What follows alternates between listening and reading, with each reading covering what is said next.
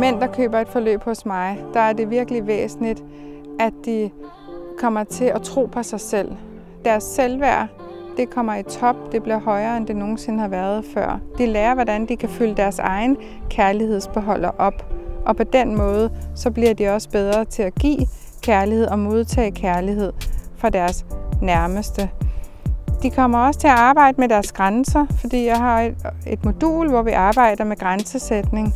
Og det at lære at sætte grænser, både for sig selv og andre, det er også meget givende i den måde, man er sammen med andre. Og det har jo noget at gøre med den måde, vi er vokset op på. Hvis vi kommer fra et hjem, hvor det har været grænseløst, så kan man meget nemt blive grænseoverskridende uden selv at vide det. Så der er rigtig mange af mændene, de er glade for, at de er blevet bedre til at sætte grænser, både for sig selv og andre.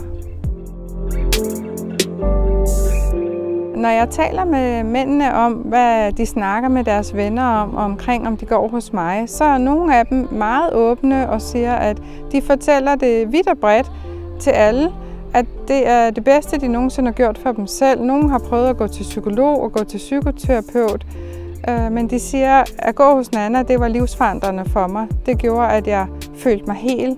Så de fortæller det gerne. Og så kan der selvfølgelig være nogen, der er meget private omkring det, og ikke bryder sig om at skulle fortælle andre, at de har fået hjælp.